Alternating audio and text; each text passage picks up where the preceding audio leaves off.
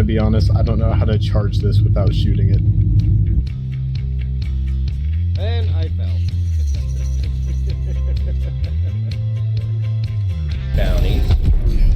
But he's dead for right now, so he's gonna leave us alone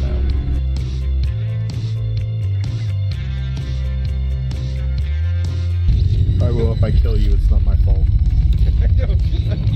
I don't believe that for a minute. Oh, my armistice zone privileges are revoked.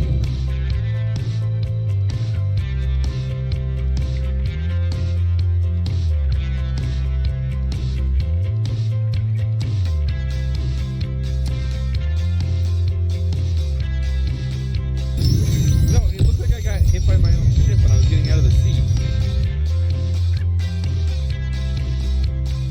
Another NPC.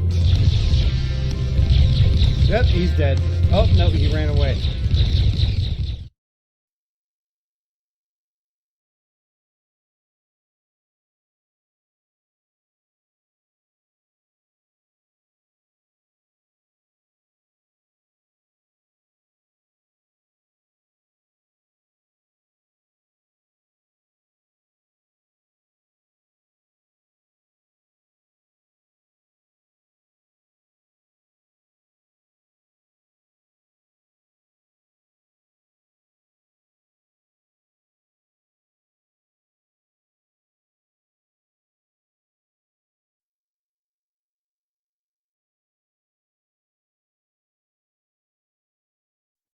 And they're telling me I am muted. There we go. Now I'm not muted.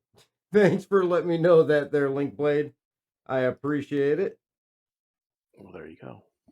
All right. Yeah, sometimes I miss a button or two in the transitions of everything. Still trying to get this all down. And it probably help if I make it full screen. There we go. That's better. Oh, dang it. And I forgot to share the screen with you. Hang on.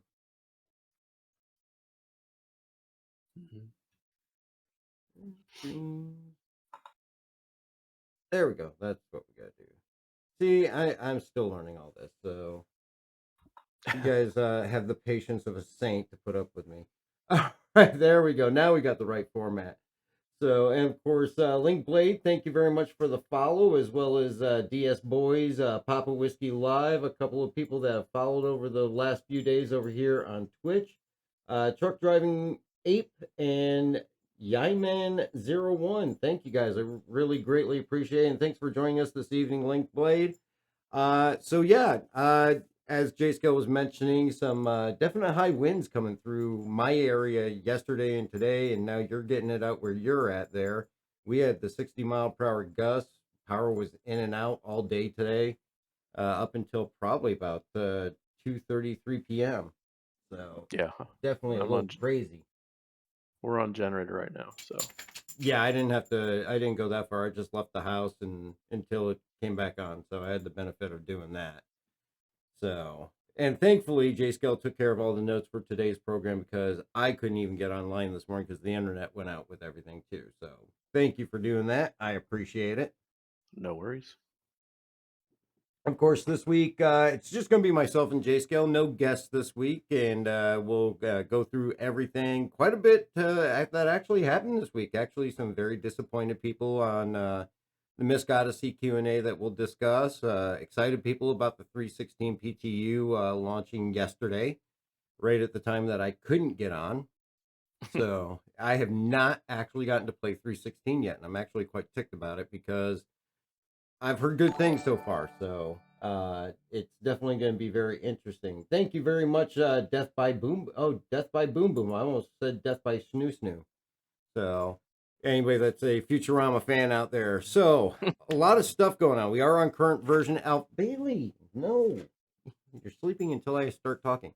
Current version alpha 3.15.1, 789.604. Of course, we got PTU 7904639, which brings us the PTU for 3.16. We knew it was over at Avocado earlier this week, so I would anticipate we'll probably see a couple of weeks of PTU in wave 1, and then hopefully move over to live towards the end of the month.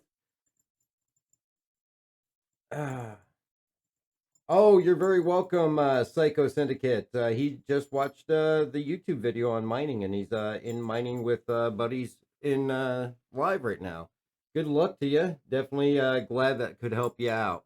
So, of course, this week we had No Star Citizen Live. They're really keeping the devs kind of, focused on getting 3.16 launched. And of course, with no roadmap roundup this week because it is a bi weekly update that we do see.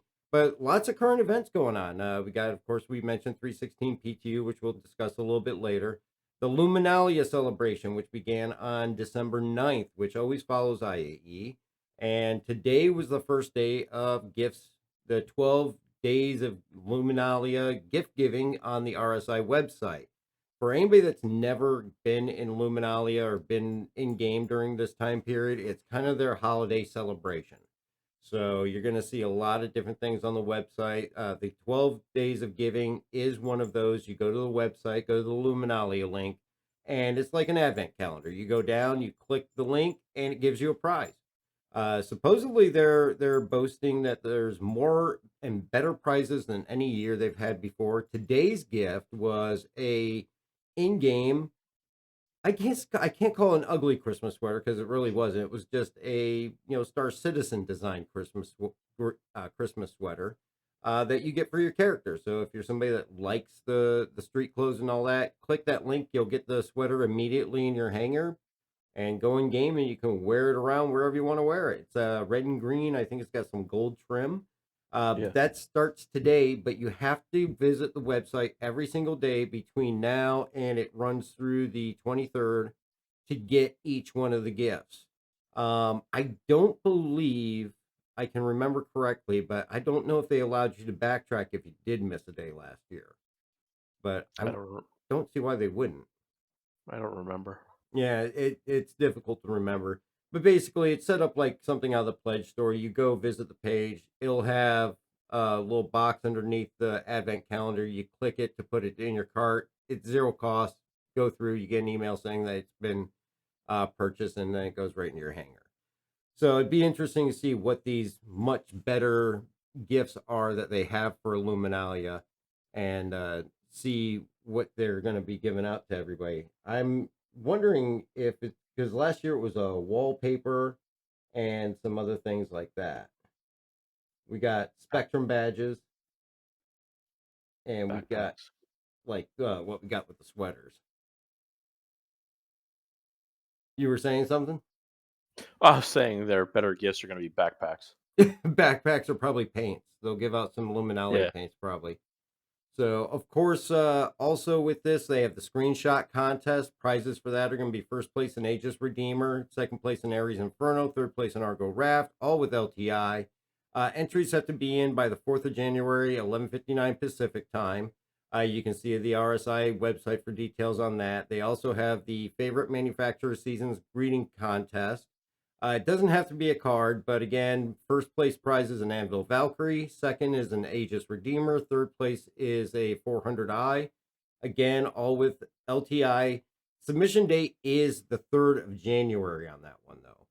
So that one's got the day before you got to have that one finished. And again, find information on that on the Luminalia page on the website. And then, of course, we have the discounted holiday starter packs. Much like what we saw with the IAE, they're running some holiday starter packs here. Aurora MR and Mustang Alpha is going to be $40.50. The Avenger Titan, which is probably the best starter pack for anybody starting new in the game, $63. And of course, Nomad's going to be $85.50, which really equates out to a 10% discount on those for the most part. Now, this is actually new, and I don't recall seeing them do this before, but the discounted subscriptions. These are good through the 31st of December at 23.55 UTC. But if you subscribe now and pay for a full year in advance, you actually save 10% on that 1 year access. And that's going to be on either the Centurion or the Imperator. And the thing to remember with the subscription is all the things that you get with that, which is going to be the ship of the month, which we'll talk about here shortly. It's a free ship that gets put into your hangar for the month for you to be able to fly whenever you want to fly it. After it's the ship of the month, the next month it goes on to special sale for subscribers only. So if they say have a ship of the month that's a not available for sale ship, it will be available for sale for subscribers the following month. You also get the flare. Every month they come out with 3 sets of something that for flare, usually color variations. Centurion level subscriber will get 1 of them. Imperator will get 2, and then they always put the 3rd one up for sale on the pledge store. Or for anybody who is just a Centurion, they'll have the option of buying any one of the 3 on the pledge store as well too. So, and the subscriber perks right now for December, the flare is going to be the Sangor helmet, and I can never say the name of this armor either. Oh, I just passed it. There we go. So that's going to be the armor there. It's the Morozov armor, which is in game. You can purchase this in game, but it's a very standard single color, the entire armor, which is black outline and stitching. Here they have available 3 different colors. They have the Aftershock, the Thule, and then the yellow one is, can't remember what the name of that one is. Terracotta. Yeah, the terracotta, although it looks nothing like an orange terracotta. Nope. So you can, these have a little bit more color variation to them. It has a different helmet. This is not the same helmet as what you get in game. It's actually a helmet specific to this set, so you can't buy this helmet in game that I know of. But definitely a nice set. Of course, as a subscriber, first level will get the terracotta, and then the second level gets terracotta and the Aftershock. Gets 2 of those, and of course the Thule is available for sale on the pledge store. And as a subscriber, don't forget you can also go to the subscriber store and buy any past flare all the way through to the time that they started selling flare for the subscribers. So if you want something that came out last year, like the Dark Rebirth helmet, or I think that came out 2 years ago, it's the Parasite helmet, you can get it there. You can get the Caudillo helmets there with the mohawk that lights up. So definitely check out the subscriber store if you subscribe. There's a lot of good stuff there, weapons packages and all that. That way you don't have to worry about scrounging around to get weapons when you first get into the game after a wipe or anything like that. It's definitely a great benefit. Level 2 on top of the ship of the month, which of course the ship of the month is going to be the Argo Mole. And that you will have between now and probably the first week of January. And you can take that out, fly it whenever you want, pay for the gas. Now on the subscriber mining ships, though, I don't think I've ever tested. Can you add components to them, or is it like a rental? Oh, that's a good question. I've never tried. I've never tried either because I've never had to. Same. So be aware you may not be able to, but I wouldn't be surprised if they do let you do it so that you get a little bit more experience with it and chance to test it out. But the Mole is going to be the ship of the month. Every subscriber will have that to fly. If you are an Imperator level subscriber, you'll get that ship, as well as every Imperator does get a Vandal Scythe in their ASOP to fly whenever they want. It's a free ship to fly 365 days a year. It's always there. Some people like it, some people don't. I don't like it. I rarely ever take it out, but it is a second free ship you're getting. So check that out, and some good packages going on with that. If you don't do the yearly, it's $10 a month for Centurion, $20 a month US for the Imperator. So a lot of great stuff there. Now, as far as the pledge store, some interesting things you put on here. Of course, we're still seeing all the Polar and Stormbringer paints are available for a number of ships, and the number of ships actually increased with IAE. So it's available on the Hammerhead now. The Herald, which surprised me because I never expected to see any paints for the Herald, and a large, vast number of ships throughout the verse. But we also are still seeing things left over from IAE with some slight changes. The Spartan War Bond with LTI is still available. The non-War Bond is now 6 months. Ares War Bond is still available. Non-War Bond has gone down to 6 months. The Odyssey War Bond and Concierge version with the with LTI and the non-War Bond with 6 months are still available.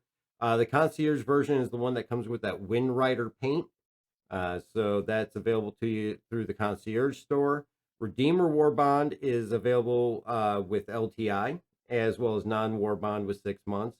For subscribers, the Connie lineup is the ship of the month from last month, which is now available to subscribers. So if you missed the Connie Phoenix during IAE, you're a subscriber, you should still be able to go and pick that up. There's no discount on it for any of the Connie lineup, but you do get 12-month insurance. So it gives you a longer period of insurance on it over the standard 6 months. And then we still are seeing the Raft War Bond and non-War Bond. Again, LTI for that War Bond. The Raft, Redeemer, and Ares paints are all still available as well. And we have several packs that are available in the Pledge store, including the Ground Militia pack, which is a ground vehicle pack, which that's the number of the Cyclones. Also has, does that have the Tonk? Yeah. And I think Cyclone MT, something like that. The Swords of Fortitude is one they've had out for a while now with the Ares Inferno and Ion 2-pack, which was definitely a very popular one when those two came out because a lot of people I know want both of them. So I definitely love having both of them. Odyssey Discovery Pack is still available out there with the Saber and the Cyclone. And as far as gear goes, they still have the Kernus Tech armor sets from IAE as well as the weapon packs from IAE that you saw with the P6LR. So that is still available out there as well too. And let's see here. So as far as like any of that, you already got all your stuff from IAE. I don't really see much as far as those packs that I need to get, but there's still great offers for everybody that's out there. Yeah. Let's see. Silver CIG almost crack open the wallet and ship if they put the Stormbringer paint on it. Yeah, this Stormbringer is a really nice nice paint. That's one of my favorites. So, and the guns on the scythe are really good, Ninja, but it just flies so horribly. It really does. And the landing gear is glitched. Every time you pull the landing gear up to put the wings down, they flip back up and you can't get it to fly right. So this is probably one of the things that you and I had discussed this earlier in the week, and that's the Odyssey Q&A. And I will let you have the pleasure of going over this one here. I know this was something that you and I were both looking forward to.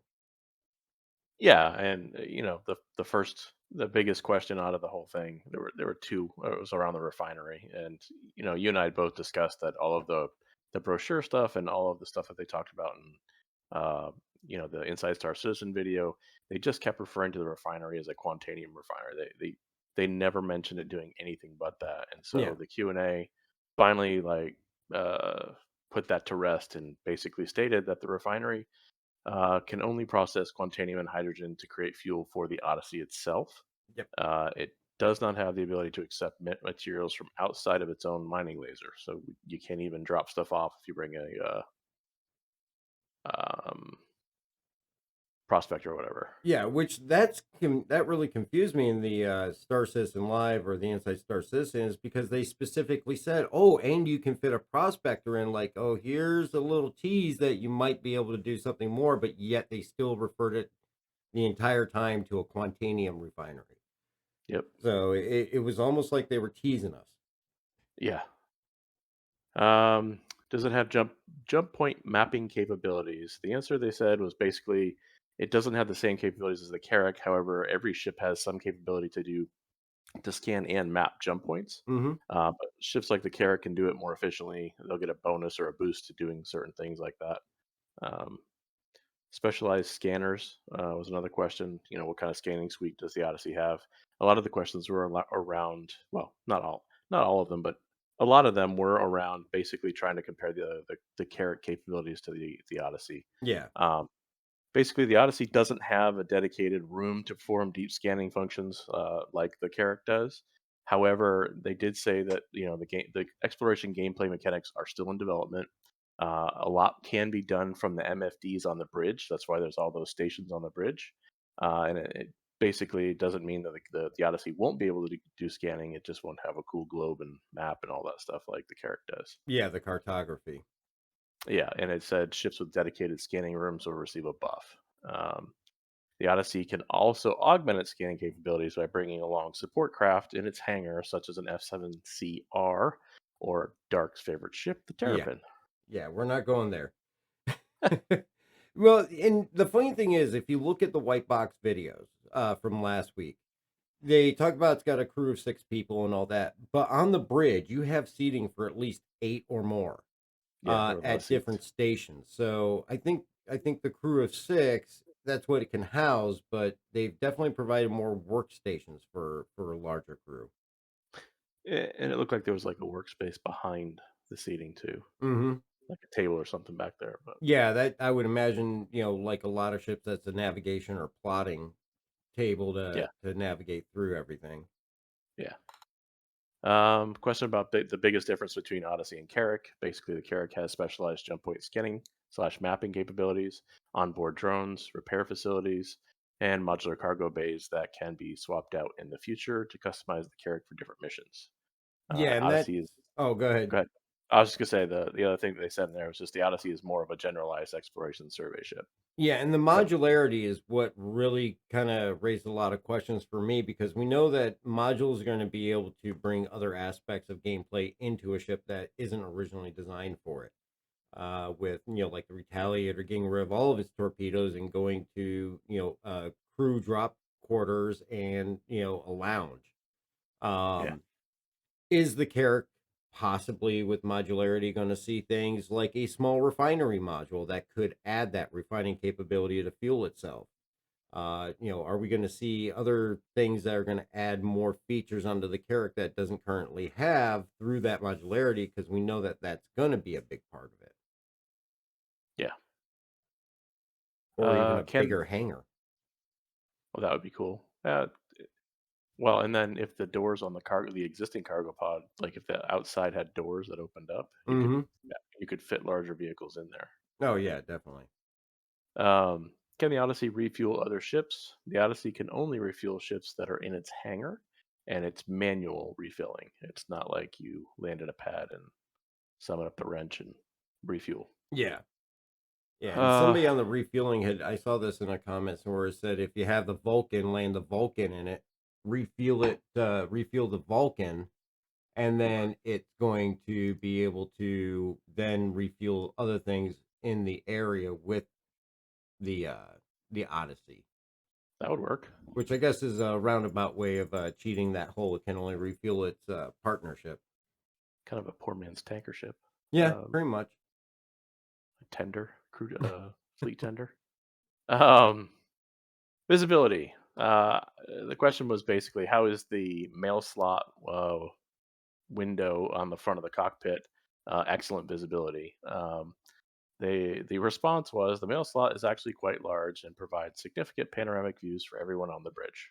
I, you know, I'm wondering if the person that was asking this question was thinking more about visibility up, visibility down to the sides, whatnot, not Yeah, just out. and using the freelancer is kind of a guide as to what to expect because obviously you look at the freelancer front cockpit and you don't have a lot of down or up. It's all side to side.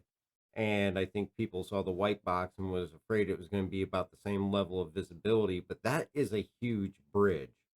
Yeah, And it won't take much to really open that up a little bit to really increase the viewing angles that you'll have in it. It's still, I think, going to be obviously much more limited than the Carrack because Carrack's got an entirely glass nose practically. yeah. Well, and other large ships though too. There's not a lot of visibility down and out. Like if you look at like something like the 890 jump, I mean, you've got a giant nose in front of you. You can't see Yeah. anything below you. Yeah, I mean, But unless you go in third person, which is never obviously realistic, but yeah. Which ships will fit in the hangar? It's an extra small hangar, so it was a very long list. But the thing that surprised me was it included the Eclipse. I guess I never thought of the Eclipse as an extra small, but I guess with its wings up, it'll fit yeah, because the Reliant Core won't, or the Reliant series won't. Anyway, yeah, the, the Eclipse, the Avenger, the Hurricane, the Defender, the Herald, Prospector, the 100 series, 300 series, and the Blade all fit. And then obviously the single seat fighters like the Saber, Gladius, Arrow, those types of ships will fit as well. yeah. And Longshot, that's a great question. We will be getting that to that question on bounty hunting mission bugs when we get to 316. So stand by Oh for yeah. that.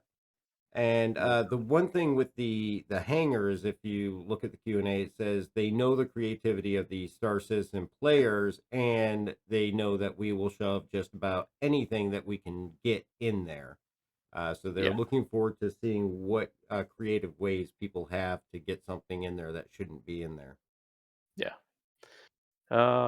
What are the rings you can see in the background? They're talking about the picture where everybody was blowing it up and showing these rings. It's an elevator. Yeah, It's the main personnel lift to get people into the ship. It's based on Xeon technology, and they also use that same technology on the doors for the hangar roof, so they can fold out and take up much smaller footprint, yeah. which I thought was cool. And right now, I'm assuming that much like the Carrack now, it had it for a little bit, but there's no longer any gravity on the Carrack hangar top. I would imagine that we're not going to see gravity like the 890 has on the hangar doors when they're closed with the Odyssey. I imagine they're going to be fragile, like the that roll down door, that garage door on the Liberator. Yeah, yeah, I would expect the Uh, same. do the S4 shields mean that a new component size category between large and cap was added? The answer is no. Capital components are size 4. Yep. Uh, 5 sizes in game. Vehicle is size 0, small is size 1, medium is size 2, large is size 3, and capital is size 4. Does the Odyssey come with a ground vehicle and a snub like the Carrack? The answer is no. And their cheeky little response was, we're allowing you to customize your fleet as you wish, because Yep. those of us with a Carrack are definitely going to use specifically those ships that came with it, and not put something else in Yeah. there. Yeah. Which the Carrack only came with the Pisces. It didn't come with an Ursa, to my memory. It went I think the exploration version does, because Oh, okay. I got an Ursa and a Pisces exploration. Oh, okay. How much space is there to fit ground vehicles? Can you fit a Spartan or multiple Cyclones? So this was, you could see in the white box video, which I thought was nice, and then they didn't. I'm surprised they didn't emphasize this in like the brochure and the stuff They were that pretty they released. ambiguous on it. Yeah, but basically, that garage where the ground vehicle goes is designed to fit an Ursa rover, Hmm. not anything larger. However, the cargo is not. It's not in a shared space, so the cargo is on either side of the garage. You can opt to not have the cargo and bring. You can park as many cyclones as you can fit in there if you want, or Ursa Yep. rovers or whatever. They said it's not intended to carry vehicles the size of the Tonk, Ballista, Spartan. However, uh, as Dark Hour just said earlier, they know the creativity of the players, and they'll be interested to see what people try to jam in there. Yeah, and definitely you'll be able to use the pathway between the cargo area into the main hangar. If you really want to load up with ground vehicles, you can park them in the main hangar and reduce down your amount of space you have for a flight vehicle to join you. Yeah, I was wondering about the clearance on that door. Is it tall enough to get the Ursa through? I would imagine if they're going to allow Ursas to be put in there, that the door clearance I would hope would be the same as what it is to get it up the ramp. So I would like to think that yes, it's going to be able to accommodate the Ursa. I would imagine at least at minimum Cyclone, but Yeah, hopefully they'll make it a little bit taller. that new gravel bike. Anyway, does the captain have their own room slash facilities? Because this is a civilian ship. Ooh, I'll trip off my tongue. It means everyone gets their own suite, so everybody has their own room with their own little bathroom. There is no dedicated captain's quarters, but since it's the captain, one would assume the captain gets first pick. Yeah, that one kind of surprised me because I mean anybody that served, you know, out at sea, whether it be merchant marines, military, non-military, commercial, there's still always a captain's cabin. You still have a guy in charge of the boat that gets his own cabin, and it's usually much higher quality than the people below him.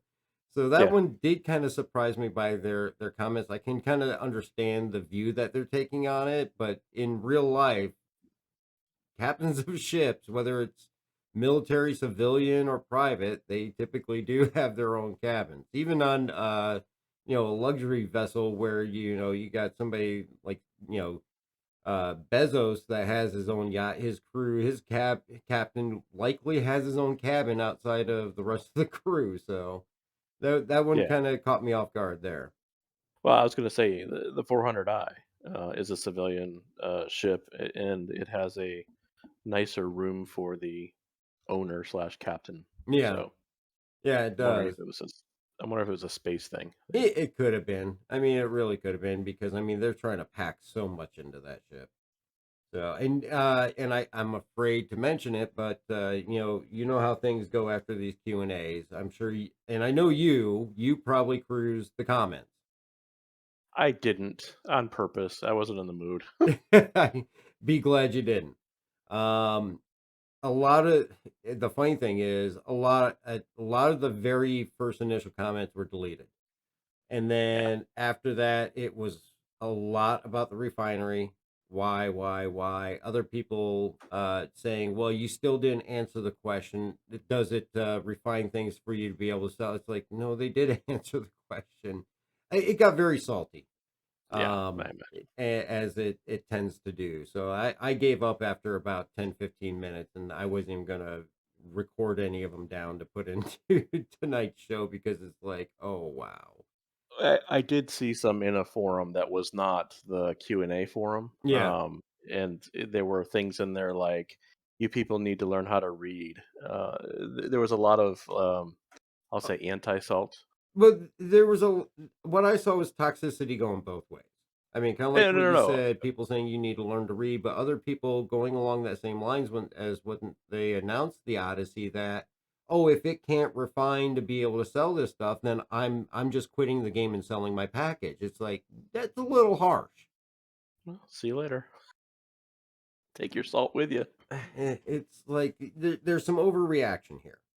A lot. And I think I mentioned this. On stream or something, but somebody had made a comment in the video I did for the Odyssey and the carrot comparison that, in real life, you want a pickup truck, you've got Toyota, Nissan, Ford, Chevy, Dodge. They all do the same thing. They all pretty much well look the same with some aesthetic differences. Of course, their engines and parts and pieces are different, but they're pretty much the same purpose and do the same job. No one complains about that. I mean, there's needs to be competition in the game, just like there is in real life, as to one ship that does something a little bit better than another one, or two that do the same job but do two different aspects of it very well. So you have to actually make a decision what best fits you. Yeah. And what you choose, you'll pay whatever consequences there are for not choosing the other one, or you need to team up with somebody that has the other one so that you can take advantage of both ships' capabilities. But I mean, that adds realism, to be honest with you. I mean, not everything can be identical.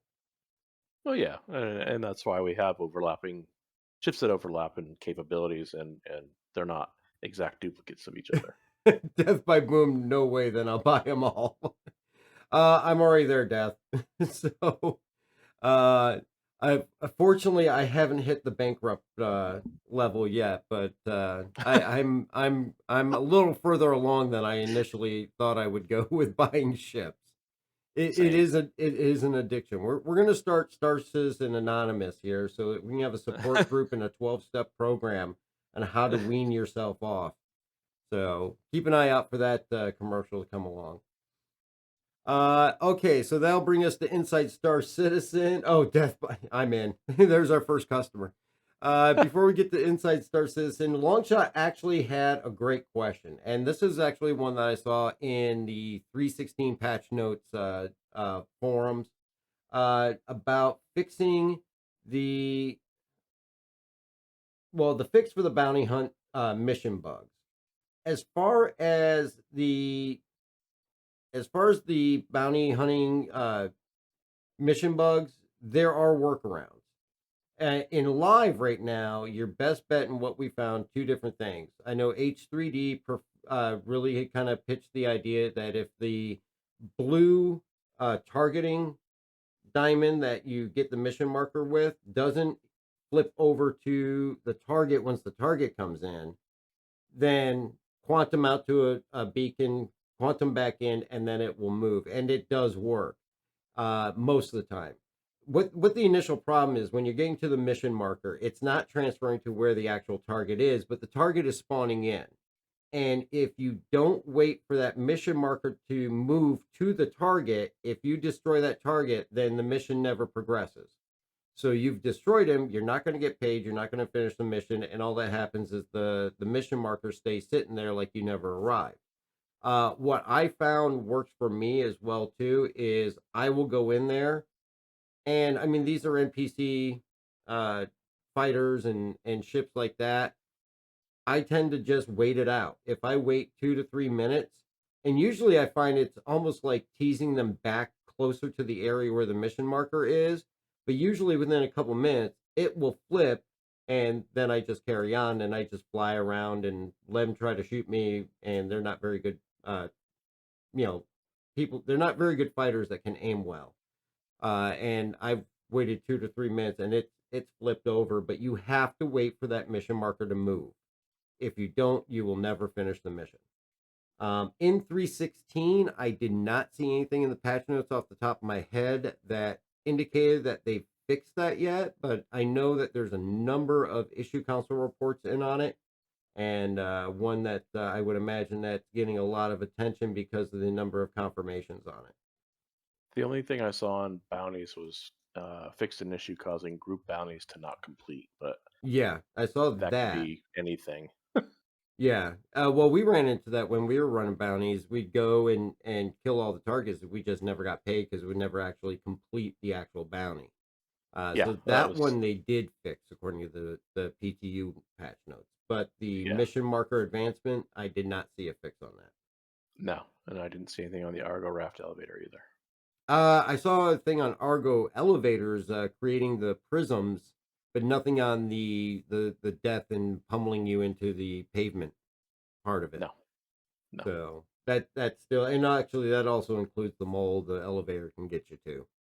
So all right, so then that brings us to Inside Star Citizen, which actually had a lot of interesting information. They started out talking about the new Gravlev, and not well, actually they kept bleeping him out when he did mention different things as far as a possible Gravlev coming in to 3.16 with Luminalia. But they basically went into the Gravlev physics rework that the current state of it is rough. And anybody knows they fly the Dragonfly, the Nox. It is really rough.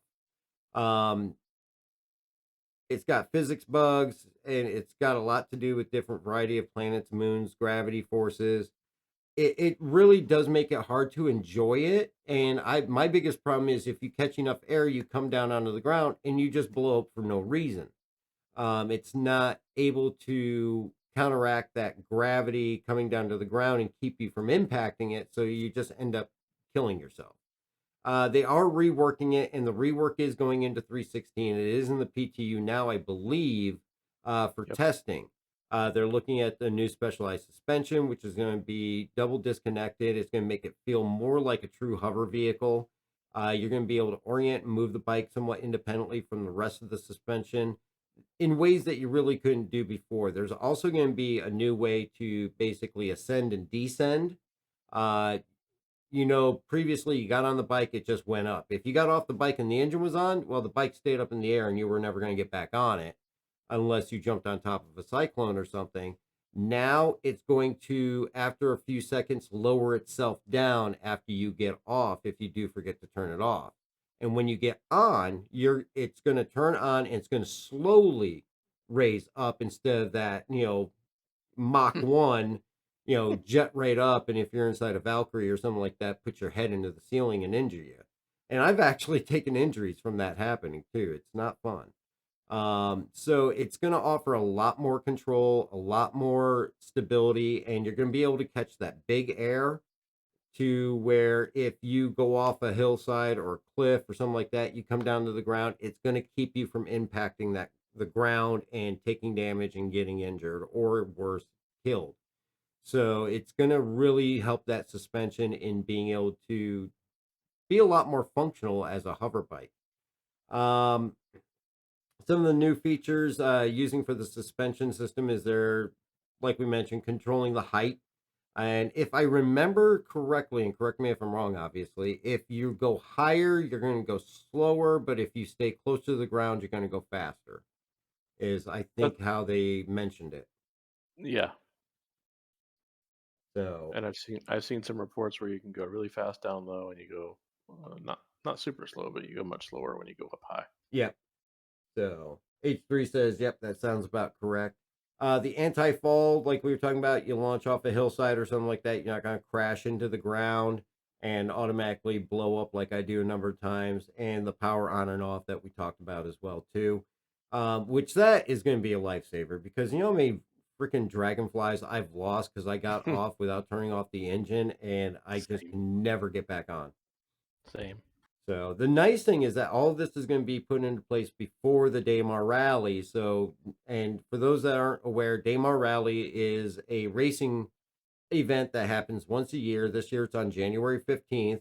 And basically it's a race across Daymar from, was it one? It's not 141. It's from Shubin to Eager Flats. And then from there off to another point.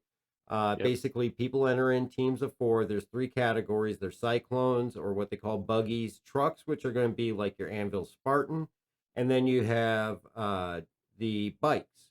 And anybody can enter if you have a team of four. Actually, entering for this year is already over. It ended as of December 8th. And Amroxfang is going to have a team in the Daymar Rally this year, so keep an eye out for us.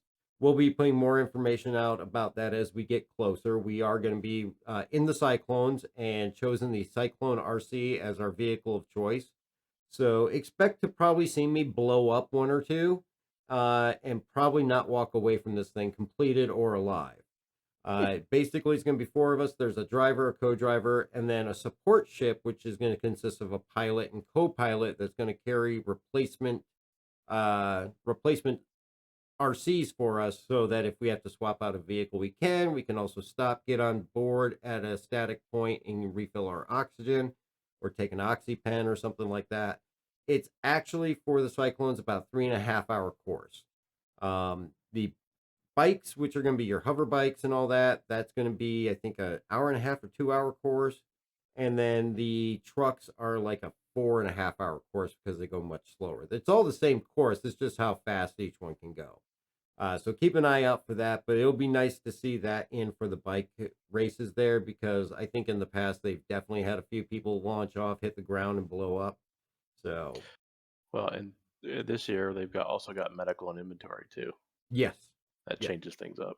It does change things up because before I think it was like one death and you were out, your co-driver had to take over and hopefully finish the race. So, um, which yeah, I probably shouldn't have put a C2 down as our support vehicle, but there's really not any vehicle. Well, I could have guess we could have chose the Carrack that had a medical bed that could carry three cyclones. I didn't even think about that. So yeah, it could be a good time. It could be a very short race for me. It's going to be myself, Kagi Tenchu, Gravity Cat, and Splaticus are making up the team of four. So hopefully you guys will root for us, and we'll see how far we can make it before we're all dead.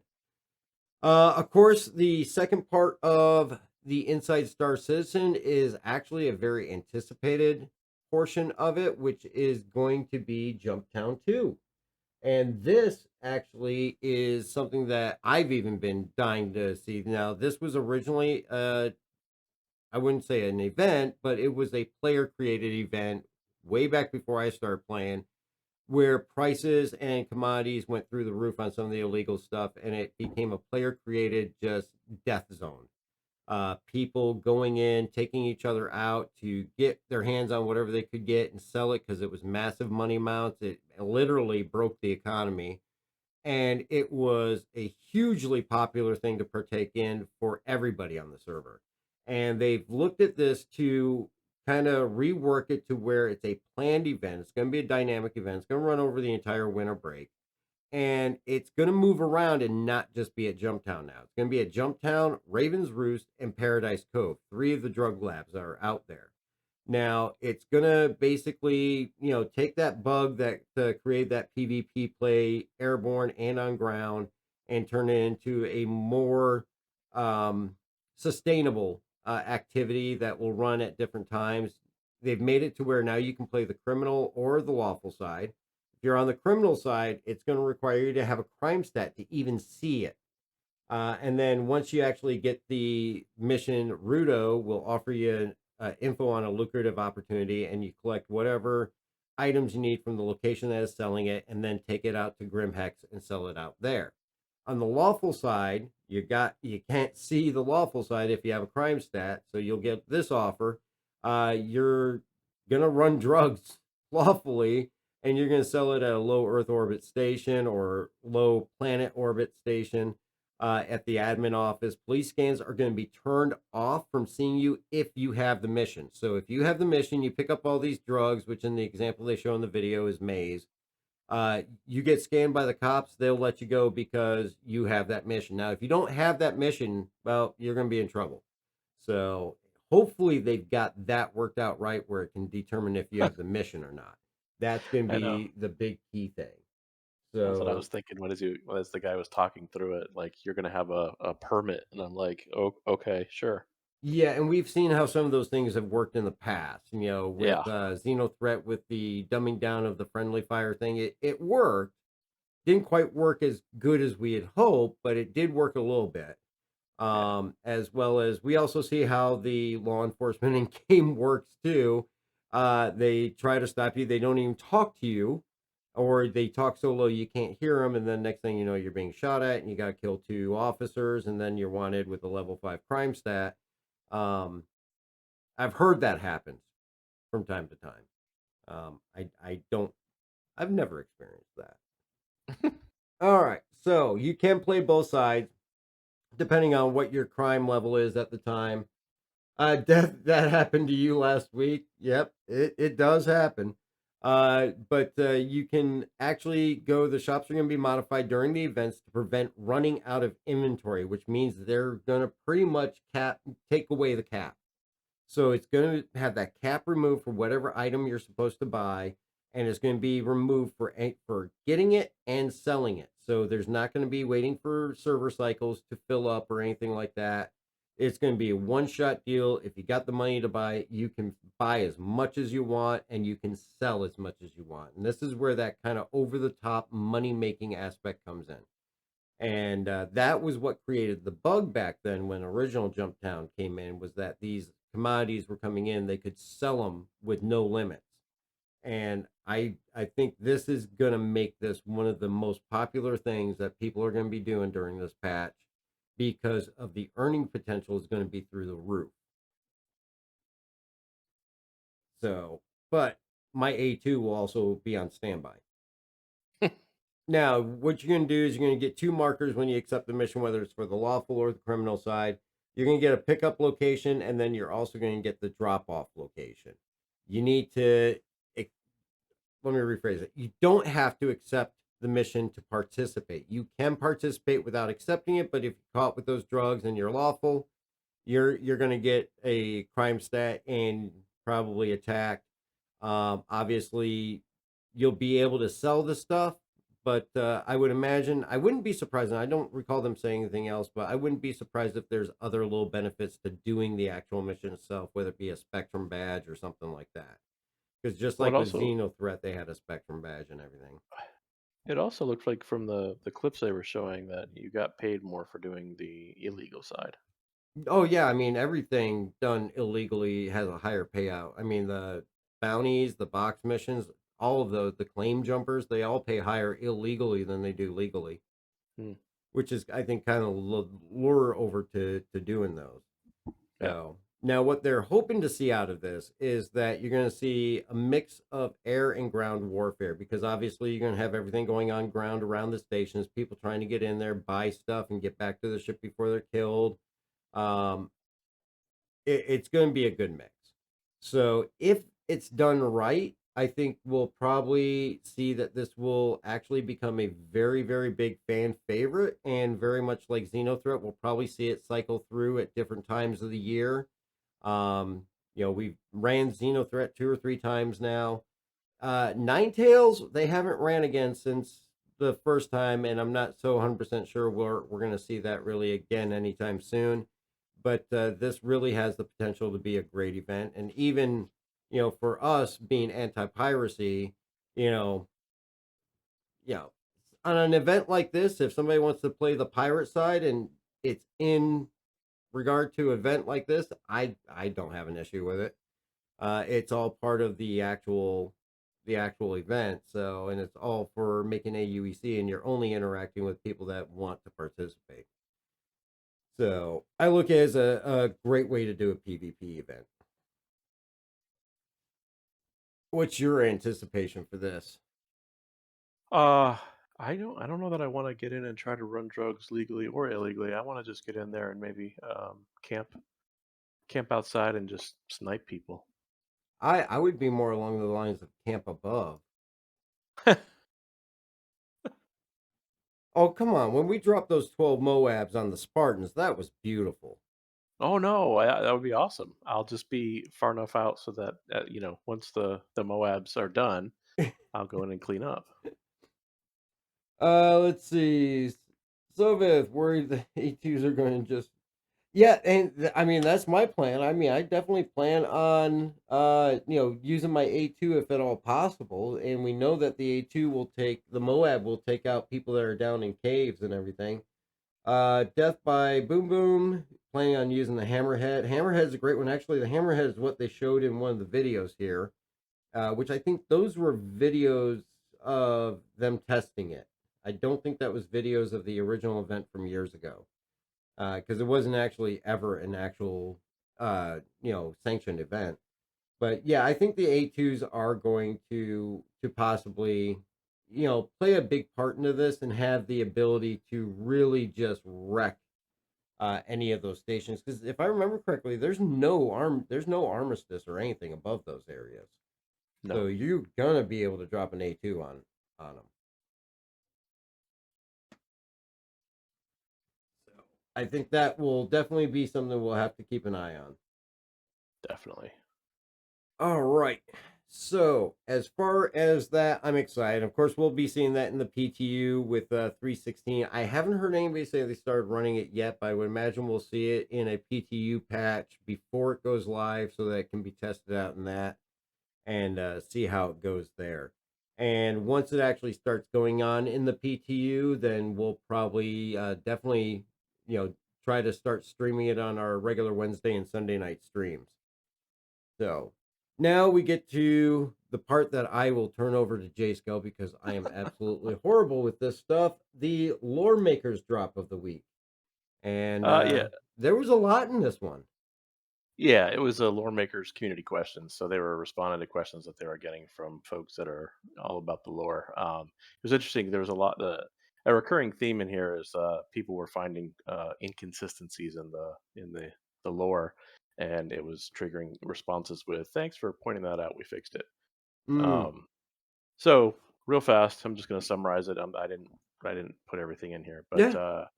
Yui nails. Apparently, it was referenced somewhere, and I don't remember seeing it anywhere, but I haven't read everything. So they're akin to like marine drop pods. You can shoot them out of torpedo launchers. Who knows? But basically, they're designed to drop marines into combat.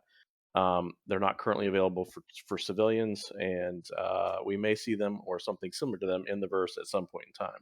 But basically, the question was, are we going to be able to get our hands on something like this? Everybody wants those power suits and torpedoes that launch humans and whatnot. It reminded me of, I can't remember the name of the series, but the first book in the series is Red Rising, where they had something that sounded similar to this, where basically it was just a torpedo that they strapped you inside and fired you at the enemy, and when you hit the ground, you were able to bust out and start killing people. Yeah. So, uh, Tavaran predators. I did read this one where they were talking about the Tavaran peoples and how predators on their homeworld basically played a big part in how they developed into a warrior-like society.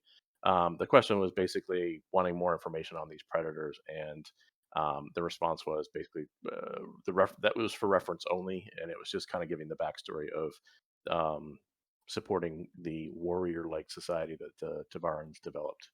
So they haven't really delved into what predators were and how they hunted and whether they still exist.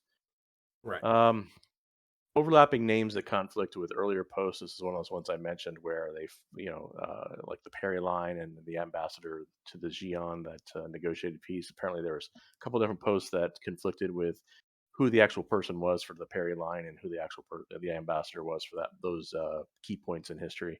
They said it was an oversight and they fixed it. Uh, Regeneration. Question was, what is the impact on society? Military, the Xi'an and the Banu, how do they see it? Do they use it? Um, this was an interesting answer. Basically, it's brand new tech, and it was introduced with the PU timeline. So 2949 is when it was introduced to humans. And so basically, they're saying we get to figure it out together.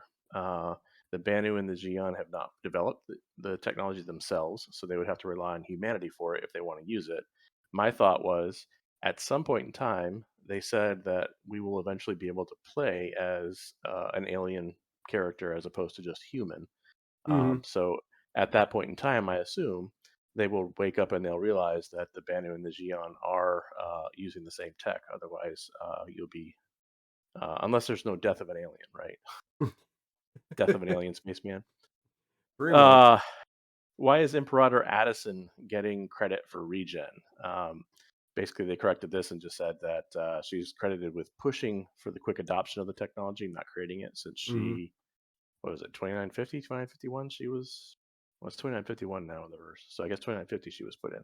Yeah. Um, and the tech was developed in 2949. So anyway, how deep is ArcCorp? They didn't really give an answer outside. Like the person that asked the question was kind of highlighting in other sci-fi novels where you had industrial or city worlds like this. You had multiple levels, and the people that lived at the lowest levels never saw the light of day. Um, they didn't give an answer as to how deep ArcCorp goes, but they basically pointed out that there are no restrictions for people to move about on ArcCorp. So Hmm. people that do live in lower levels where can get up into the sun, and they're encouraged to because that's where the work is apparently. Yeah. Purpose and tech behind hydrogel injection. There was a lore reference to a crew injecting a captain that was ill with hydrogel. The person asking the question thought that hydrogel was some sort of medication, some sort of super medication. And what the actual author of the article meant was hydration gel. So it was more like an injectable IV. So basically, all they were doing was giving the captain fluids, not magic healing goo. The pyro system vegetation. Basically, the question was if the pyro system is so desolate, why are there trees and bushes and whatnot? And the answer was rule of cool. They want to make the planets interesting instead of dead, lifeless rocks. Well, I mean, come on. So Even the desert has, cactus and other, yeah, occasional plant life. It's not. Well, I mean, there are some areas that are completely desolate, but yeah, agreed. Well, and then there's going to be settlements too, right? yeah, Um, so it can't be completely lifeless. Otherwise, why would we go? yeah, exactly. Vanguard system. There was an article, again, something I didn't read, where the Vanguard system was discovered. And in the article, the trip started in System A, went to System B. However, the star map doesn't show those two systems connecting. So basically, it was an article written that didn't bother to take into account the current state of the star map. So they've made adjustments and fixed things so that the star map is where it needs to be, and the article references things in good order. Dangerous goods. I thought this was a really cool question. A person who does actual hazardous cargo shipping within the U.S. and internationally was asking in real life was asking if they had plans to basically create licenses or permits to be able to ship hazardous materials in the verse. And they said maybe possibly in the future they could gate it behind a rep tier or two, and then used like the trade divisions to enforce it or whatever. So Yeah, I mean, because like in real life, you got to be licensed for all that, or at least here in the U.S. I know you got to be licensed for all that stuff. You can't just pull anybody off the side of the road that's got a CDL and throw them into a truck hauling, dangerous chemicals or nuclear stuff. So, uh, Oh yeah. I mean, their goal is to always get that immersion and make it realistic, and then just back it off a little bit to make it fun. And I could definitely see a rep system for that allows you to haul more dangerous, more you know higher tier cargo that will pay you more. Would Yeah. definitely push things. Yeah, Spectre got it right. A hazmat license, basically. Yep. So, and judging by a couple of responses already, it looks like some people agree with us that it probably would not be a bad thing. Yeah. I think So, it's cool. oh yeah, I definitely anything that you can add on to that to broaden the experience. I mean, definitely. I mean, the nice thing that I always saw because when I first got in, bounties were bounties. There weren't, you know, group bounties or anything like that. It went in a linear path that you started out with your first one of a group of 5. Your last one was going to be the hammerhead, and death by boom boom. Probably not going to see that being hauled around in game. But your last one was a hammerhead. Your first one was something simple like a Cuddy Black, and you finished the hammerhead. Your fifth one, you moved back to the front, and it just kept going, in a cycle like that. And then they started expanding on the combat, and it just enriched it that much more. And now that we've got the rep system, that we have all the different contacts and people that we can work for. We've got the different styles of bounties, from whether it be a cave, a bunker, group bounties, or just ERTs or VHRTs. Now, one thing I did notice, because I've been working on my bounties, is it seems like they've definitely stretched it out, especially with 315.1, how long it takes to go from your certifications all the way up to that ERT level. It seems like it's definitely gotten longer. You got to work a little bit harder to get up there. Where I remember, like in 314, people would just whip through it in a couple hours in a night. Now I'm seeing that I've been working on doing them. Probably I have about 3.5, almost 4 hours of time in. I'm just getting to the tail end of the MRTs. So it seems like they're lengthening everything out on top of that. So and Savas says the same thing. Yeah, taking them a while to get up there. And Stellar Mass Jack, thank you very much for the follow. I greatly appreciate it. So yeah, it'll be interesting. The lore sometimes has some interesting stuff in there. I can't wrap my head around all of it. Some of it's actually really good. The things like the dangerous goods, that's some good suggestions there and all that. So, Spectre, yeah, he just does the Idris bounty. So, and the Idris bounties are great, but it's great to get that variety and diversify and do different things. So that brings us to 3.16 PTU Wave 1. Again, I haven't had a chance to get in there because of some internet and power issues due to storms over the last 24 hours. So I'm going to be in a little bit of blind here, but we do have the patch notes, obviously. And definitely, I perused through these earlier once I had internet back. And definitely quite a bit.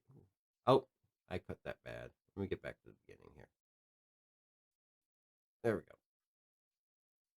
All right. So, definitely the testing focus right now is going to be that Gravlev rework, and then the law system improvements and the atmospheric bounties. And so far, everything I've seen about people commenting on these atmospheric bounties has mostly been good. There's been a little bit of pushback about why are you adding this if you can't get regular bounties to work. But that's been the fewer of the comments that's on this. So I'm dying to get in there and try those atmospheric bounties. Have you had a chance to try those yet? No, I haven't been in 316 at all. Okay. So it sounds like fun. So actually, you guys out there in the chat, you'll have to let us know how it's been if you guys tried this, since I've had power issues and everything. They still blow up about 20% of the time. Oh, the orbital drop bikes. Yep. So known issues that they're having. Of course, we still have carryover from 315, and prior to 315, there's just some of those things we just never see the end to. Infinite load screens, things like that, exploding ships, missing Moby Glass after Klesher.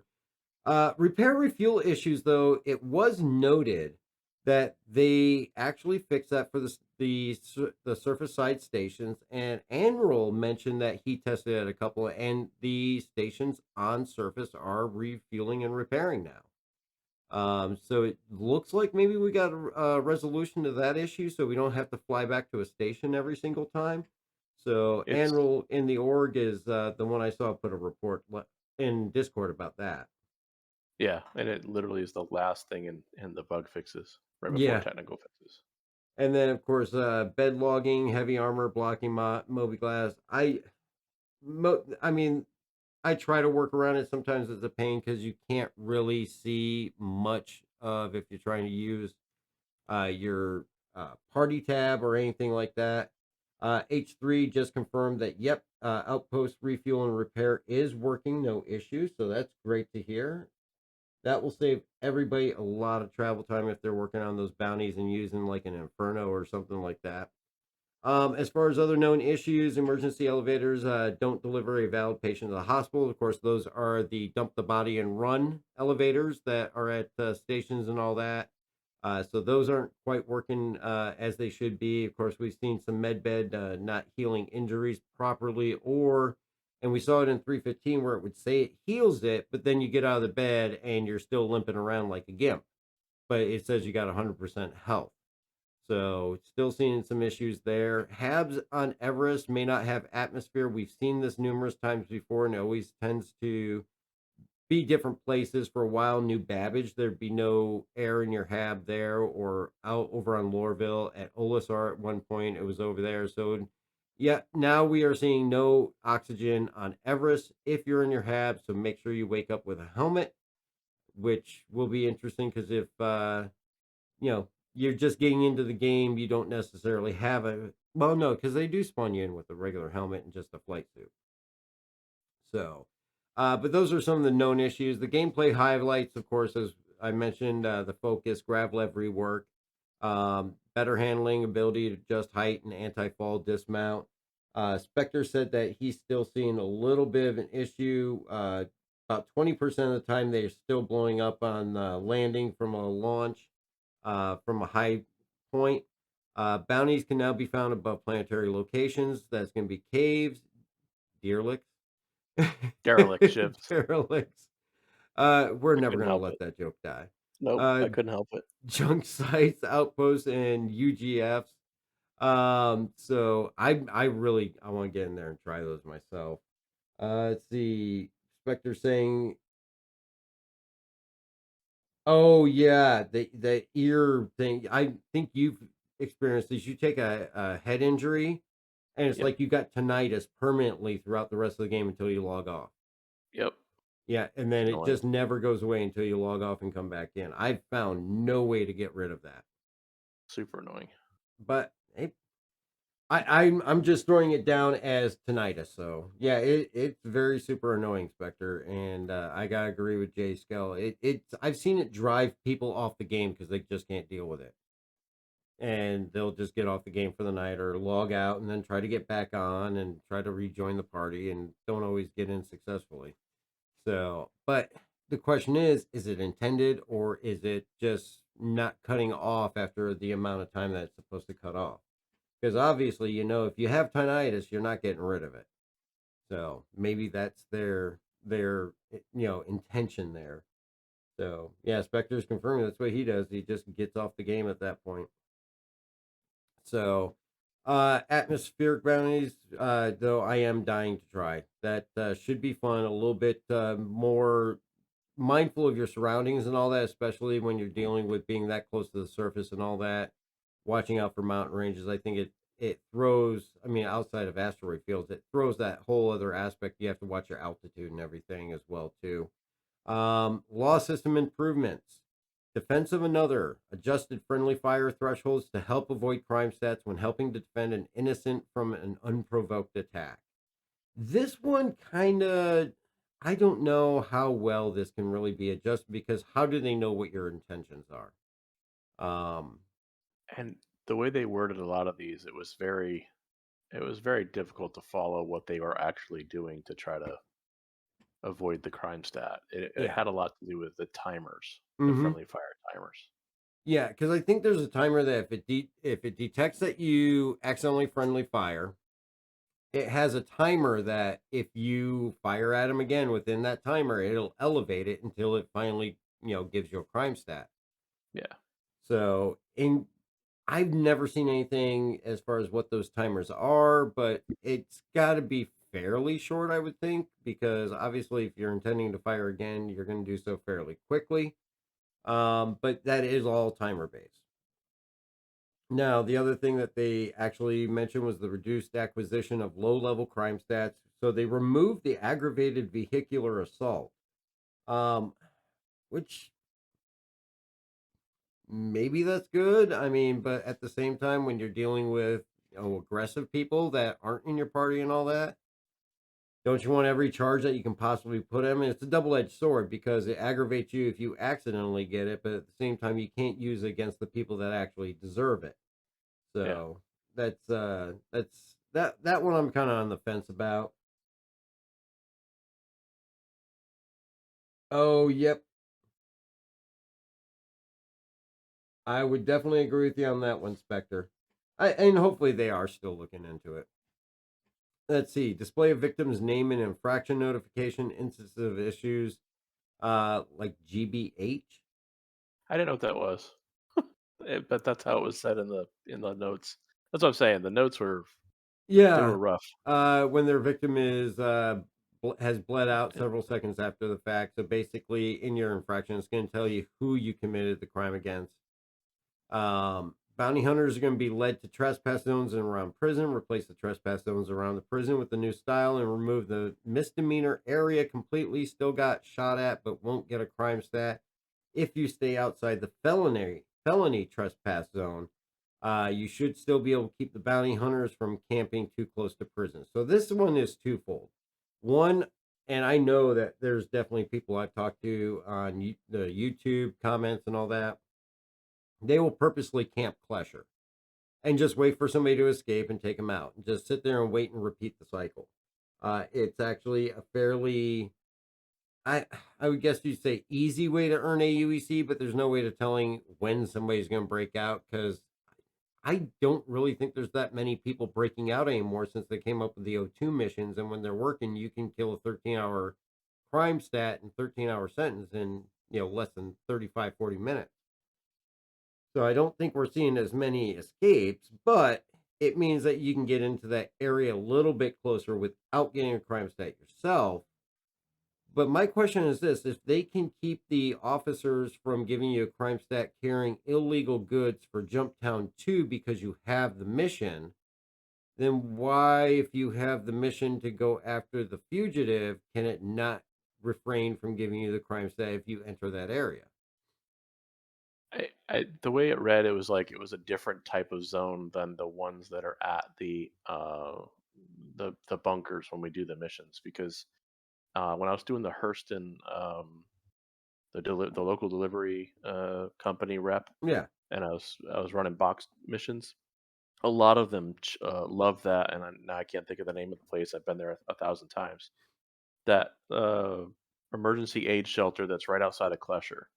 And the first time I Oh, was Barton flying Flat. into it, yeah, the first time I was flying into it, I forgot that I was on the same moon as Klesher. Didn't even think about it, and all of a sudden started getting all these warnings about Yep. being in restricted space, and I'm like, "But I'm here on a mission. Like y'all sent me here." Yeah, Um, exactly. I mean, I figured out. I was like, "Oh, Klesher's right there. That's why it's." But I was quite a ways away. I'm like, "Why is it?" It's But about yeah, 13 kilometers. Yeah. so So, yeah, I mean, it's far enough away where you shouldn't get a crime stat going to Barton Flat.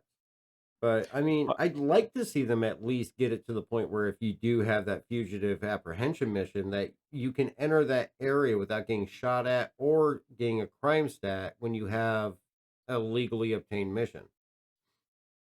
yeah, and I honestly, I think it was in the notes. I read somewhere that I thought I read somewhere that it's just a different exclusion zone than what's Yeah. at the other places. Because remember when we first got the bunker missions, you would get shot at Oh, yeah. when you went to do them. Yeah. And it's gotten a little bit better. Yeah, well, you get shot at if you do a friendly fire incident inside the thing. Mm-hmm. But otherwise, you can park your ship outside without getting blown up. Yeah. Of course, that brings us to the missile and the law. Firing a locked missile will max out the friendly fire timer. When a missile is locked, when a missile is locked but not fired, the ship will show as hostile. Unlocking the missile without firing should only count as a single hit on the friendly fire counter, which means it'll take that minimal amount of timer. Change to the friendly fire counter. They fixed an issue that would sometimes cause a missile to fire at an AI to instead choose a friendly target. I didn't even know this was going on. That if you fire at an AI and it was accidentally locking on to a friendly target that you didn't intend to lock onto, giving you an immediate crime stat. Um, so again, some more adjustments to that friendly fire system that's going to help hopefully keep party members from accidentally getting a crime stat when it's not intended, which I think in the long run, if it all works, it'll also help out with Xenothreat and all that too. All right. And then, of course, they updated the rep for infiltrate and defend missions to not punish a player for abandoning due to spawn times. And yes, definitely there are some spawn time issues with the infiltrate and defend missions. It's really hit or miss whether they're going to work correctly or not. And actually, H3 and I went into one bunker. I don't know what happened with this, but we were actually just clearing a simple crime stat, and the guards never stopped spawning.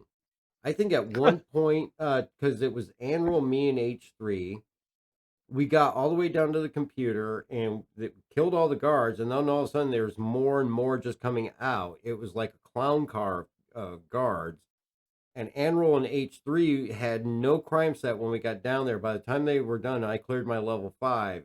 H3 had a level 5. Anroll was still innocent. And there was just a pile of bodies everywhere. And they were still coming after they killed H3 and Anroll. And I turned around and I had 5 of them standing on the other side. My final crime had finally cleared, and all I had to do was hit the log off button. I turn around and there's like 5 or 6 guards all pointing guns at me, and they never shot once. And I got lucky and I could hit the log out to clear the crime stat before they did. And then they just kind of stood around there, but it was like 30 or more bodies that just spawned. And that one was at Hurston. No, H3, correct me, was it Hurston or Microtech we ran into that? I think it was Microtech, because they were in white armor. I was gonna say if they're white armor, that's Microtech. Yeah, I'm pretty sure it was it was our usual spot, and they just never stopped. And I mean, we could have made a killing on loot and armor to sell. It would have been a great way to steal some extra armor we could afford to lose. So, and then of course we get into the bug fixes, and they of course much like they did with the PU, editing the appearance should now save in the PU, which we know that it does because of the fact that they fixed that with 3.15.1. It's no longer taking your changes and throwing them out the window and just making you whoever it wants to make you. They also have fixed it so that you should be able to store gem shards or harvestables into your personal inventory. The MFDs will no longer be difficult to interact with due to overlapping, which we saw a lot in the C2 as well as the Ares. I've almost, I have ejected myself inadvertently a couple times trying to mess with the MFDs, and that was just because of that overlapping between the MFD controls and the ship's controls outside of that. You should never, or you should not see items go into a bad state and highlight as gray instead of green, be unable to update the character loadout and go missing upon logout or login with the affected gray highlighted items, meaning things just disappear out of your inventory. This one I actually was excited about. Mineable rocks should no longer have a small hitbox, which caused the mining UI to have a hard time tracking the progress of the mining process. We saw this a lot. Yes. And especially on the stream we did, the big mining party, you had to have that crosshair in a very specific spot. And if you faltered off of it even just a little bit, the whole UI would just go away. And It's nice to see that they hopefully will have that fixed. It doesn't address the non-scannable, non-mineable rocks that indicate as mineable, but at least it is a fix for once you do get one, being able to keep that gauge up. Now, if they could just work on the brightness of the gauge a little bit, I'd be happy. Ah, that needs to be fixed. Yeah, it does. I don't want to I don't want to mess with the in-game brightness. Just let me play the game without having to change all my settings every time I want to do a different function. Send them Um, the at send them least the I found some optometrist bill. workarounds. What's that? Send them the optometrist bill. Yeah. I mean, at least there are a couple of different workarounds that I don't have to mess with the brightness, but it'd be much easier if we could just see. And not so much a digitized, pixelated picture because that's intended, but just the ability to differentiate the brightness on that gauge. But that's definitely a step in the right direction there. You should no longer have the potential to fall through the surface of whatever you're lying on after being revived out of a down state. I didn't personally see that one a lot. Capacity UI on equipped armor should no longer appear to be over 100% despite there being not enough items to break capacity. And See that? fixing, oh, what's that? I see that. I see that all the time. I never remember to move my stuff over to, I always end up leaving it at the station I bought it at. Well, no, it's like in like leg armor. I've noticed it the most, but in your armor, it'll show that it's at like over 100% Oh, capacity. yeah.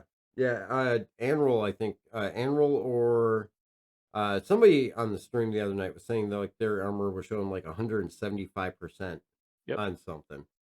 Yeah, and basically you move everything out, close the inventory screen, open it back up, and it fixes it. But it's really annoying. Yeah. Inspector, no, it wasn't just you. Let's see, logging out on, oh, I'm sorry, fix an issue causing group bounties not to complete. We talked about that earlier, and that is fixed now, as well as the issue causing the main elevators in Grim Hex to duplicate and overlap. They've said they fixed this before. It continues to Hmm. come back after a certain amount of time. And the key thing to remember with this, if you open the elevators at Grim Hex and that red barrier is still, that low red barrier is still there, don't get on the elevator. You're going to die. Just step away, go to the other one. Don't approach it when that low red barrier doesn't open. But they said it did fix it. So that's yet to be seen. And it was hit or miss. It wasn't an all the time thing. Let's see. I went out of order. Logging out in a ship bed or crashing, logging in, crash recovery should no longer fail with error 20,018 or spawn the player at Stanton, the actual sun, or return to menu without an error. I never saw the error myself, but I Me definitely either. woke up plenty of times next to the sun, and definitely a few times that I actually crashed back to menus, and had to go through and re log in to get that to work and actually put me into the game again. I think one time it got so bad I actually had to do a character reset, but that was back on 3.14, I think. Mm. So, but the game should no longer crash after looting an NPC crew member's corpse and investigating a missing crew. And this one I didn't even know was a thing because I haven't done that mission. But apparently it was crashing you, I would imagine, crashing you to desktop. Not so much a 30K, but just crashing your own personal game when you went to go loot that corpse. Ship's volatile cargo, and this is another big one that we were talking about just last week. Ship's volatile cargo should no longer suddenly become critically unstable. And this has been going on since 3, probably 13 at least. You go, you mine, you get some Quantanium, you break everything down, you start pulling the Quantanium out. And after like the first hit of Quantanium hits your bags, the critical alarm is going off, and 3 seconds later, you blow up and die. Um, that is supposedly fixed, which this was a big turnoff for a lot of people on the mining aspect of things. We saw it happen on stream. We saw it happen to several people at different times. So it'll be nice if they did get that fixed, because that's going to make things a lot easier and less things you have to worry about because there was no way to predict when it would or wouldn't happen. And it was one of those things that would happen 1 out of every 10 times. Mining UI should no longer scan deposits every time the mining laser is activated or deactivated. I kind of prefer doing that because there's a lot of times you're bouncing between different things and you're checking everything out before you pick what you want to do, and you want it to reaffirm that you're on the right thing. But that supposedly is corrected, and it shouldn't be doing that any longer every time you activate or deactivate the laser. Quantum traveling towards a party member should no longer cause the player to fly into the planet. And this is another one we have seen for several patches. I think in the last year, at least 3 or 4 different times they've said this has been fixed, and it keeps coming back. It's even happened to me in the 3.15.1 patch. I don't know if this is one kind of like the infinite load screen. I just expect this is going to be there even past this one, because 3 or 4 other times before then they've said it's been fixed. It worked for a very short time, and then it went right back to doing what it was doing with crashing. Yet, if you quantum in on a person in your party, keep your finger on the U key. If it looks like you're getting too close to the ground, hit the U key, shut everything down, and then at least play it safe. Hit the R key, start back up, and you can go on your way. That's one of the dangers of quantuming onto a player in your party, but they say they have it fixed, but it doesn't mean it's fixed permanently. It's fixed for now. Moving on hills, stairs, fences, low walls, or props should no longer sometimes trip the player or fling them into the air. We have all seen that. The imaginary catapult that will kill you a lot of times instantly and just send you flying. We've seen it walking across just flat grounds. We've seen it on stairs. We've seen it on ramps. It's almost like it's just random ragdoll effects that throw you across the surface, and sometimes you survive, sometimes you don't. It's interesting. It's almost like gambling. Player 1 and 2 should no longer lose all control after player 1 attempts to loot player 2's incapacitated body while player 2 opens inventory. This one I didn't even know was a thing. Same. But apparently, if you were player 2 and somebody was looting your body and you went into your inventory while they were trying to do it, I guess you could make them lose control, I guess. Thank you, Buck, for the subs. I greatly appreciate it, sir. That is awesome. And let's see, fix the issue that only allowed players to split one item from a stack at a time. That stacking has been an issue for quite a while. So that one, another one I won't be surprised if we see comes and goes back and forth. Elevators should no longer appear in the entrance of the tram station from the lobby in New Babbage. What? I never When you're saw running that. when you're running down the stairs, when you come around the bend there and you're the last set of stairs as you enter the train station underneath. Oh, that flash of an empty room. Yeah, That's the yeah, elevator? yeah. That's the elevator. It's the elevator for the hospital. Okay. All right. Yeah, I knew it was a room, but I didn't know it was an elevator. Okay, players should no longer load back into ship beds inside invisible collision after logging out on planet surfaces. That's always a good thing. Again, logging out from beds a little bit hit or miss here and there, but it seems to be getting better. No longer be a chance for commodity selling to fail at admin kiosks. Now, this one I have heard a lot of people say it won't recognize the ship, it won't recognize they have the commodities, or it tells them insufficient stock. I haven't experienced myself because I always go to a TDD, but supposedly this issue should be fixed now. And of course, being knocked unconscious by another player in the escape route in prison should no longer trigger the attempted to. Oh God! Well, you're already attempting to escape. Yeah. You're in the escape route. Why shouldn't it trigger the attempt to escape? But I guess if you get knocked unconscious, it won't blame you for trying to escape now. It gives you a little, leniency. Argo Raft deck elevator should no longer pop black LODs as it descends from the upper deck. This was the one I was mentioning to you when you talked about the pummeling you into the ground. And the trick to that is, because I've never had it happen getting in, it's always for me getting out. I go out the airlock. It's a short enough fall you can survive without injury.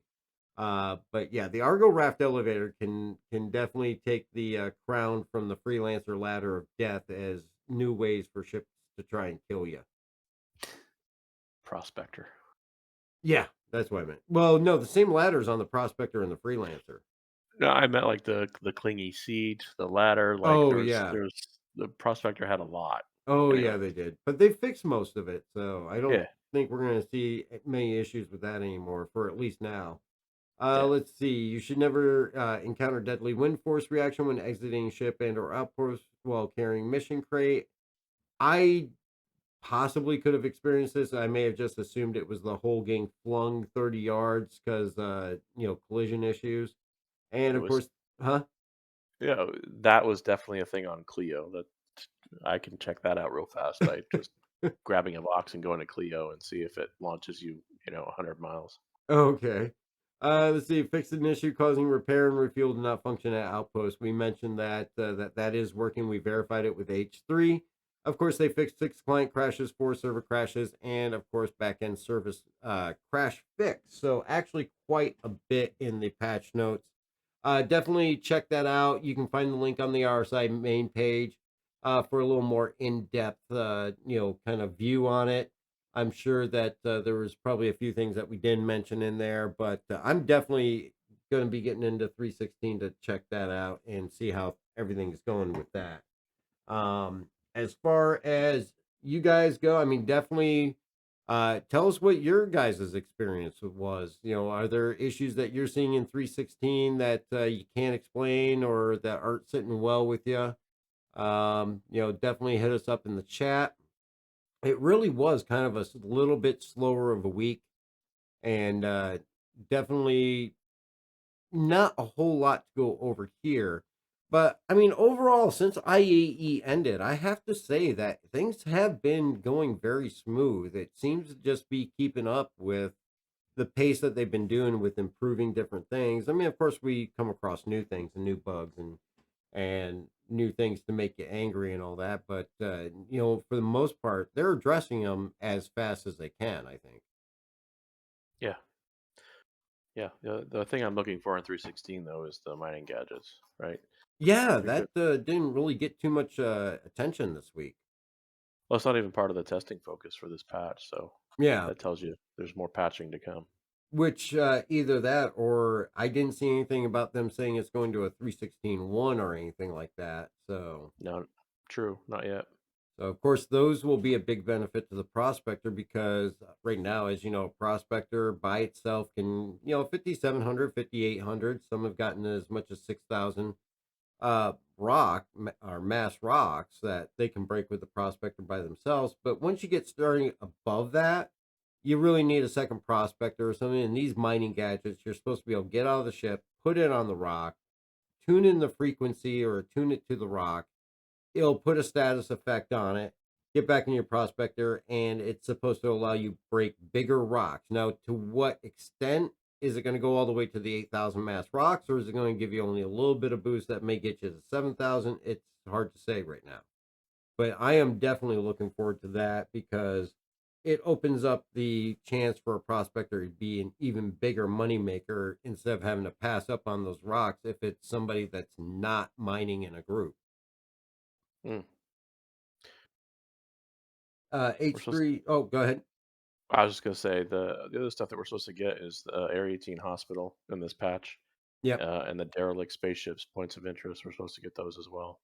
Yeah. Um, Now, if you look at and the the, email they sent out and they showed a picture of that Mercy Hospital, I was assuming that that was probably going to be the Area 18 one.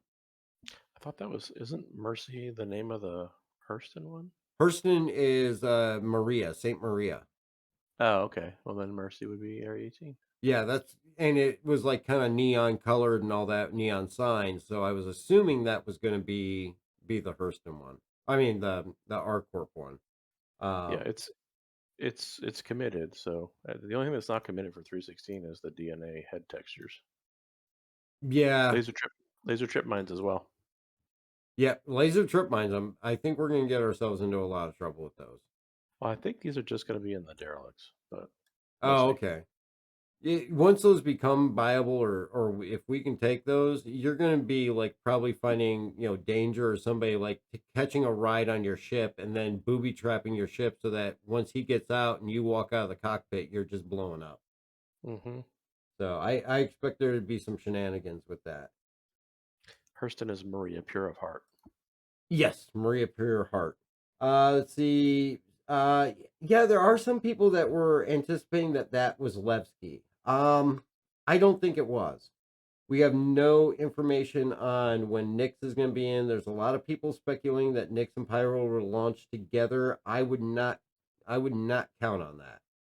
And I don't really think the sneak peeks that they put in there are really usually more, soon to come things within the next probably patch or two. And we know Area 18 is getting a hospital with this patch. And the neon signs, I would say, closely resembles to what we see on there. But anything is possible with those. But historically, I think those sneak peeks are things that we're going to see much sooner.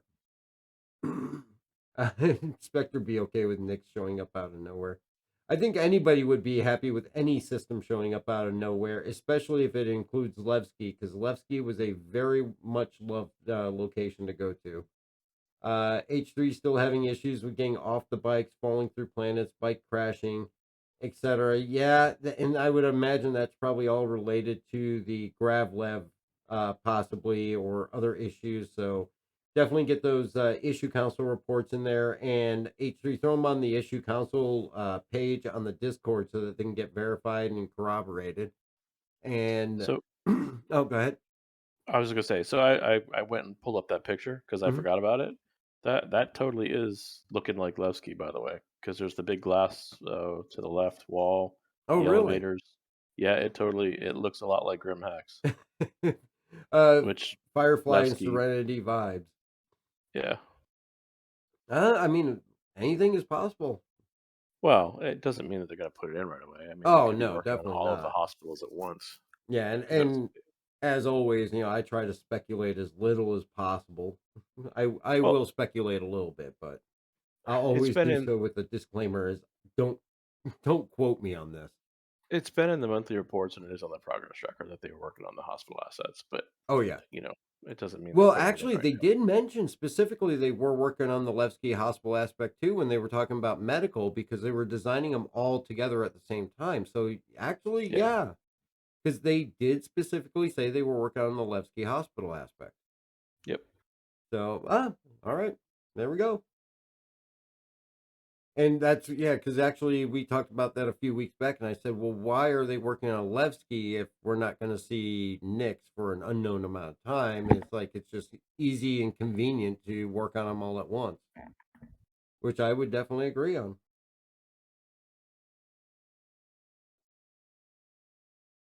Oh, Buck, jeez Christ, damn, thank you, sir. I did not see that that was how many you had gifted. I greatly appreciate it. Um, so aside from that, not much else going on this week. It was actually fairly quiet. I think right now Luminalia is going to be taking the precedence on everything. Of course, with Luminalia, they did talk about a new Gravlev bike coming in. There's a lot of speculation on it and a lot of guesses. I would imagine that, well, they said Gravlev vehicle, but I would imagine with the attention that's going on with the hover bikes, my belief would be I would not be surprised if it's a Gravlev bike. There's no word. Obviously, we know that the X1 is not in production or anything. Then again, they've surprised us with things before, but my guess would be it would probably be a hover bike with the work that they've done on that, because obviously the Nomad's got Gravlev as well too for the landing gear, but that's a one use type thing. It doesn't really have much to do with actual flight once you get off the surface. So I would almost want to say probably sometime in the next week we'll see that announced. I know that Luminallia is going for a week and a half, so keep your eye out for that. And I'm sure as soon as they announce that, we'll probably see the usual war bonds and all that stuff. Yeah, it could be the 12th day gift, or I don't think they're going to give it away from free Pratchett. If they do, it'd be an absolute stellar gift to get for the 12th day. And they did boast that they're giving away bigger and better and gifts and all that. But I'd say we're stretching it, expecting them to give that away as a 12th day gift. So, Oh, and they mentioned at CitizenCon too, right? They were doing the like a Gravlev like quad bike or whatever. Yeah, they did mention they had that picture of like all the different concepts, ideas, and you could go in and vote for what you thought was a good idea, as well as last year's that they said, okay, this one turned into the Talon, this one turned into this one turned into that. So Gravlev bike or vehicle was part of that. Yeah. So now, as we're getting to the close here, want to remind everybody we are currently in the last giveaway for 2021, which is the Argo Raft.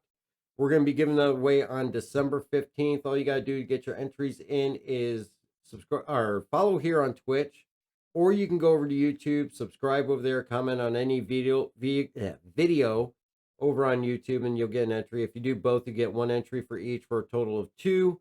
And it's going to be the Argo Raft from the IAE, and we'll give that away to one lucky winner.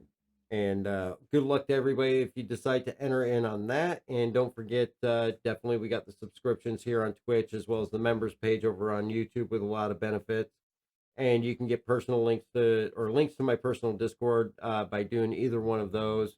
But I do want to take a moment to thank the people that actually the referral code who have recently used it, and will be running their names at the end in the credits. A number of people to say thanks to for that. And don't forget the referral code. Right now, there is no referral bonus. The one for IAE is over, so the MPUV is no longer being given away with the referral code, but you do still get the 5,000 AUEC. So use that code on the screen if you're thinking about getting into Star Citizen or want to get into Star Citizen. You'll get the extra 5,000 AUEC, which is great for a starter set of armor or some guns so you can do some FPS missions and all that. Also, definitely, I thank you for using it. And if you're able and you're right now concierge or subscriber, make sure you get into Wave 1 PTU 3.16. Don't forget, they do recommend you delete out that user folders, but if you do, remember to save your control folder if you have custom keybinds and you've saved a profile for that so you don't lose that. If you do, you can always copy it back over from the live folder. And definitely, thank you for joining us on the podcast this evening. I want to thank Jay Skell for putting all the notes together and helping me out with the power outages today. Did you have anything else you wanted to add, sir? No. No, I don't. All right. Well, remember, get your 12 gifts of Luminalia. Also, new starter packs are out there. And don't forget to join us every Wednesday and Sunday at 7 p.m. for our gameplay streaming. And then every Saturday here at 8:30 p.m. for State of the Verse. I want to thank you guys all for all the support and joining us. I hope you have a wonderful evening, and we will see you on Sunday. Toodles. And there's the toodles. He's got to do the toodles.